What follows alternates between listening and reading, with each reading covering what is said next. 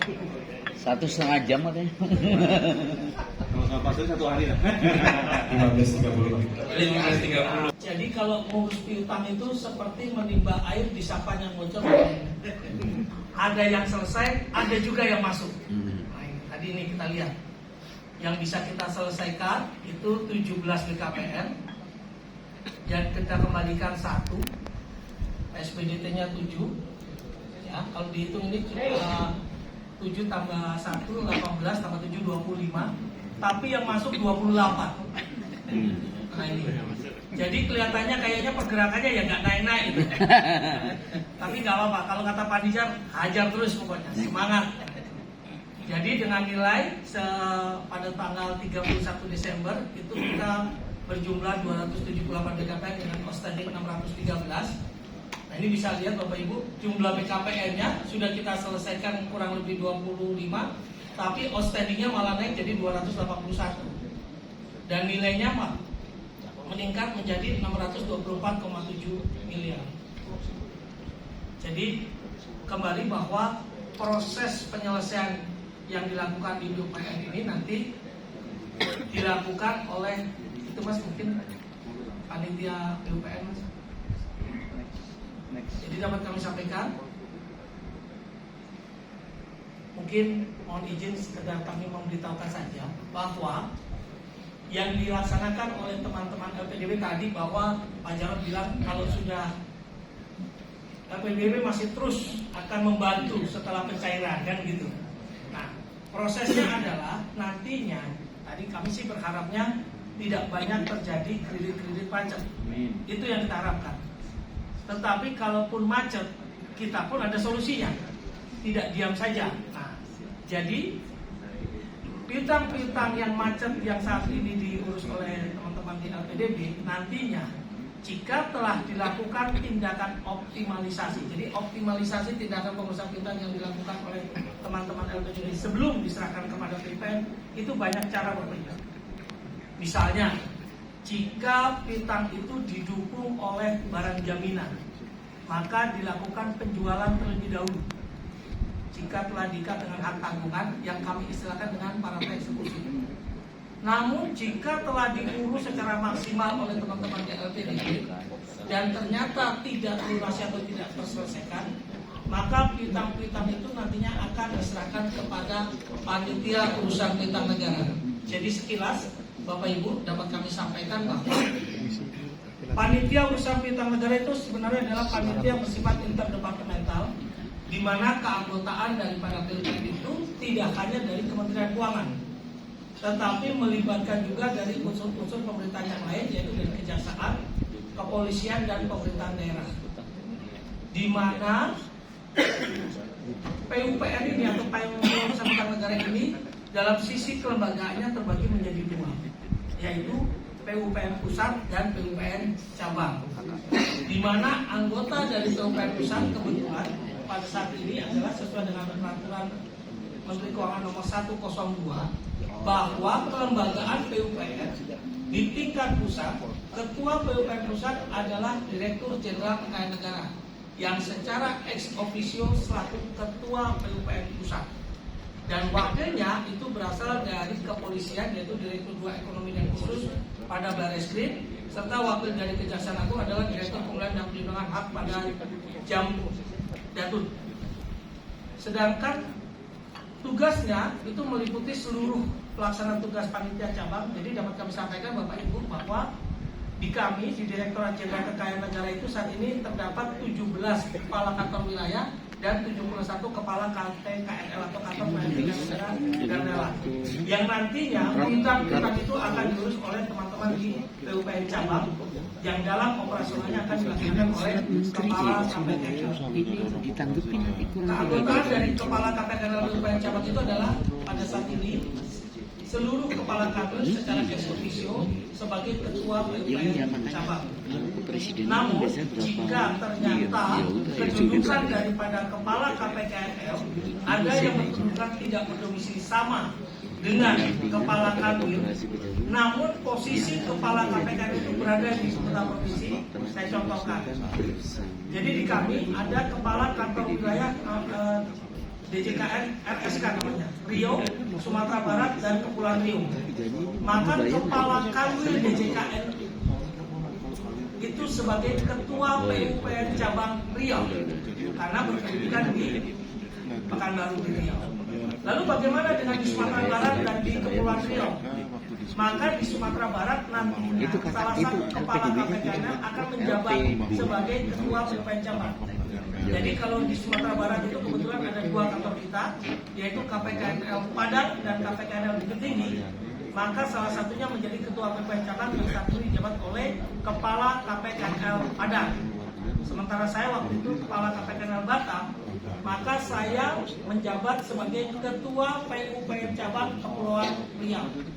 Nah, jadi dengan komposisi kelembagaan baik itu PUPN cabang maupun PUPN pusat, diharapkan pengurusan piutang ini dapat berjalan lebih optimal. Next slide. Nah ini, jadi dapat kami sampaikan Bapak Ibu semua bahwa PUPN cabang atau PUPN itu memiliki berbagai macam kewenangan, memiliki berbagai macam kekuasaan, memiliki berbagai macam upaya untuk melakukan upaya dalam rangka mengembalikan hak negara. Jadi mengembalikan hak negara, di mana dengan adanya kami telah menerbitkan satu peraturan yang baru, yaitu di tahun 2022 kami telah menerbitkan peraturan pemerintah nomor 28 tahun 2022 tentang pengurusan piutang negara oleh PUPN. Jadi di dalam PP 28 tahun 2022 yang sebenarnya merupakan turunan dari Undang-Undang 49 tahun 60 tentang panitia urusan piutang negara, maka PUPN mempunyai kewenangan-kewenangan seperti yang dilakukan oleh lembaga peradilan.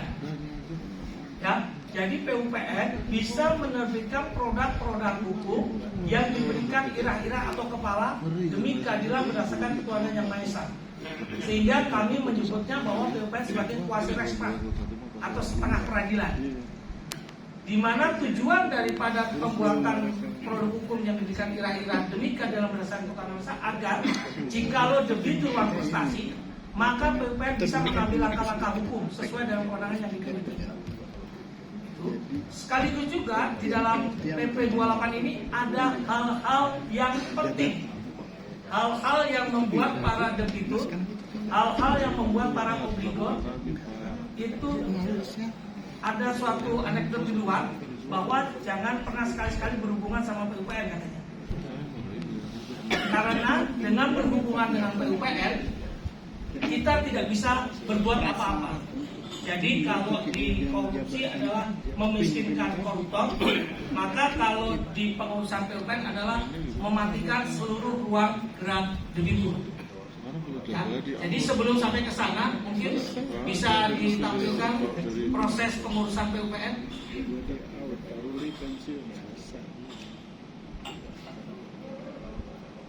Satu lagi. Di PUPN itu sudah melalui suatu proses yang panjang dan di mana di dalamnya meliputi berbagai macam tindakan yang dilakukan. Yang pertama adalah pada saat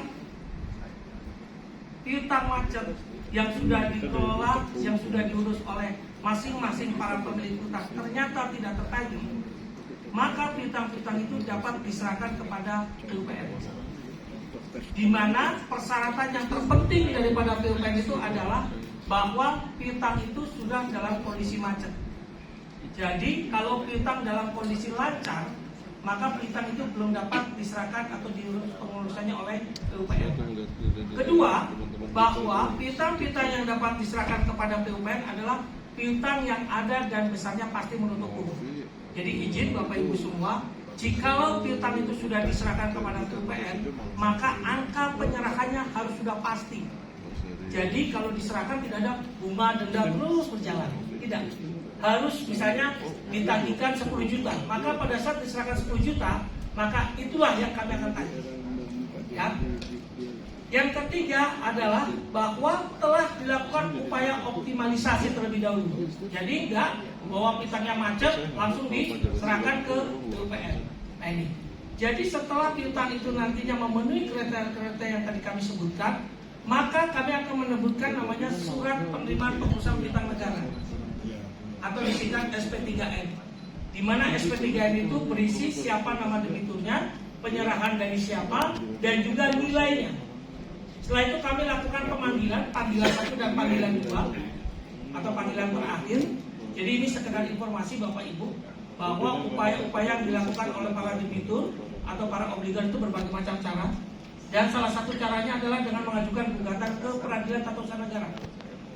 Inti dari Peradilan Tata Usaha Negara adalah bahwa setiap kali tindakan pejabat publik yang akan dilaksanakan dan berdampak itu harus dilakukan pemberitahuan terlebih dahulu. Jadi nggak ujuk-ujuk langsung diterapkan. Karena itu menjadi pintu masuk daripada Peradilan Tata Usaha Negara. Nah, setelah kami panggil 2 kali, kalau ternyata datang, maka kita akan membuat namanya pernyataan bersama. Pernyataan bersama ini berisi bahwa debitur mengakui jumlah utang dan dia akan menyelesaikan kapan. Biasanya kami selesaikan dalam waktu kurang lebih 1 tahun. Namun jika debitur itu tidak datang, maka kami akan menerbitkan yang namanya surat paksa yang tadi diberikan kira-kira. Angka yang tercantum dalam surat paksa itulah yang kita kunci, yang harus kita tagihkan. Jadi yang tadi ada dan besarnya pasti menurut hukum itu adalah angkanya harus pasti. Jadi kami tidak boleh menagih. Kalau di pencara kita bilang masih ada bunga denda yang terus menggulung, maka itu tidak bisa kami urus. Terkait dengan berkas-berkas itu akan kami kembalikan kembali kepada penyerah piutang. Karena ada dan besarnya pasti menurut hukum itu suatu ketentuan yang diatur dalam Undang-Undang 49. Ya.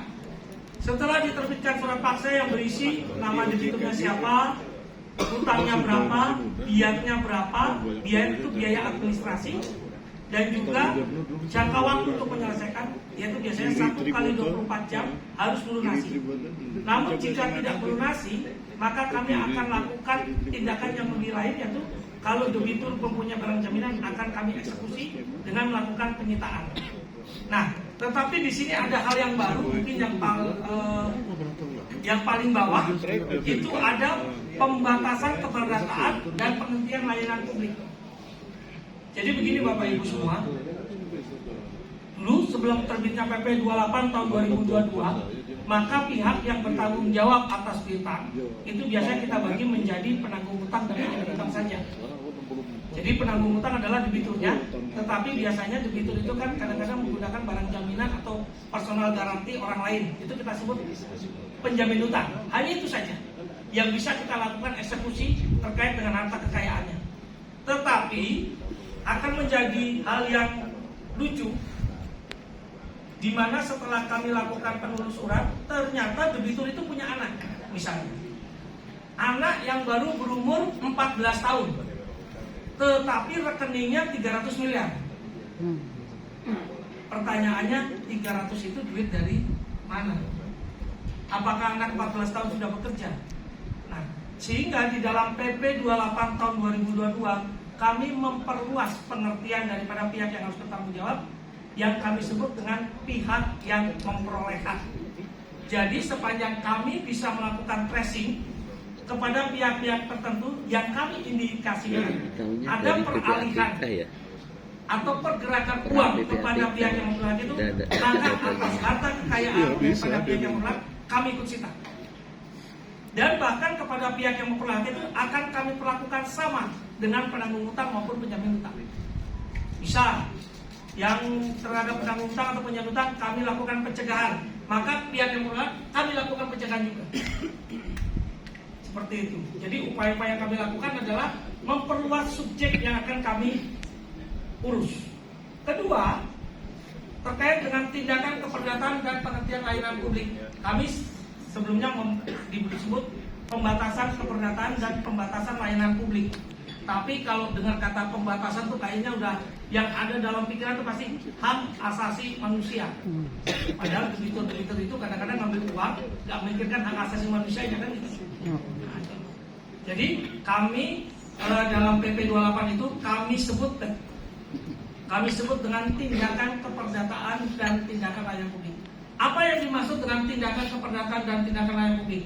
Jadi yang tadi kami bilang bahwa kalau berurusan dengan PUPR, maka kita akan batasi seluruh ruang geraknya. Jadi tindakan keperdataan adalah bahwa seluruh debitur yang masuk dalam pengurusan PUPR yang memenuhi kriteria, pertama, hutang outstandingnya 1 miliar ke atas. Yang kedua, debiturnya tidak beretikat baik. Dan yang ketiga, proses pengurusan kami sudah sampai surat paksa, maka kami lakukan tindakan keperdataan, yaitu kepada debitur yang bersangkutan tidak akan memperoleh seluruh jasa layanan keuangan. Jadi izin Bapak Ibu semua, debitur-debitur PUPR saat ini sudah ada di Slik OJK. Jadi Slik OJK itu nantinya biasanya bank-bank itu kalau mau ngasih kredit kan akan melihat Slik. Jadi kalau ada Slik itu biasanya nanti akan mengkonfirmasi ke PUPR bagaimana status daripada debitur ini. Prinsip di kami adalah tindakan keperdataan tidak akan kami cabut sepanjang yang bersangkutan tidak melunasi.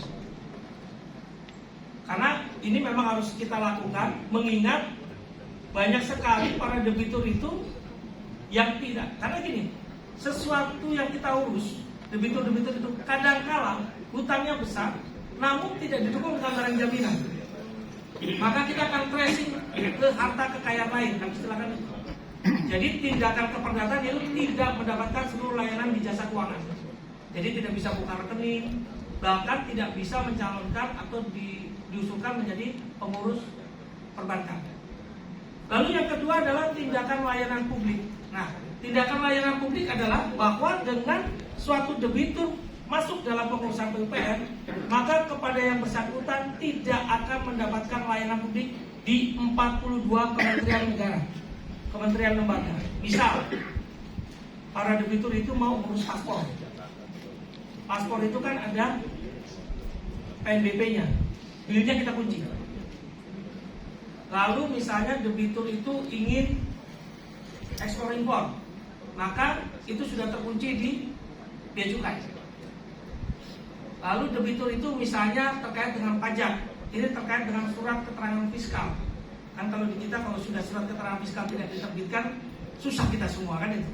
Nah itu, jadi upaya-upaya yang kami lakukan terkait dengan tindakan keperdataan dan tindakan layanan publik itu sebenarnya dalam upaya untuk mengembalikan hak negara. Ya, nah bagaimana hasilnya? Jadi kalau kita bicara dari hasil pengurusan PUPR, Bapak Ibu, tidak semuanya disetor ke kas negara, Bapak Ibu. Jadi kalau misalnya penyerahan piutangnya berasal dari LPDP, maka setiap kali terdapat hasil pengurusan, maka kami akan memotong terlebih dahulu biaya administrasi yang berupa PNBP.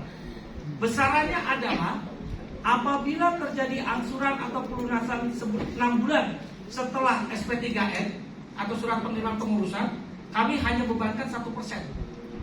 Tetapi kalau lebih daripada 6 bulan, kami bebankan 10%. Sisanya kami kembalikan kepada LPDP selaku penyerah piutang. Ya. Jadi itu, jadi kami kembalikan kepada penyerah piutang. Jadi tidak semuanya menjadi hak negara. Jadi kalau misalnya ada pelaksanaan lelang, maka kami potong dulu dia, selebihnya kami kembalikan lagi ke penyerah piutang. Jadi itulah proses-proses pengurusan yang kami lakukan di PUPR yang dalam rangka untuk mengembalikan hak negara. Kami akan melakukan berbagai macam upaya untuk bagaimana bisa memetakan, bagaimana bisa mengetahui profil daripada masing-masing debitur. Karena ternyata antara yang nampak di mata dengan yang disembunyikan ternyata lebih banyak yang disembunyikan. Jadi kami juga bisa mengakses seluruh harta kekayaan lain milik daripada kita bisa membersihkan mereka itu ya? Karena seringkali debitur kalau datang tuh mukanya memelas, Pak. Ya kan? Saya cuma sanggup bayar 5 juta, saya cuma sanggup bayar 10 juta. Ternyata kita trace hartanya, alhamdulillah cuma 120 miliar. Pokoknya seluruh balikin. Jadi itu yang akhirnya kita rasa.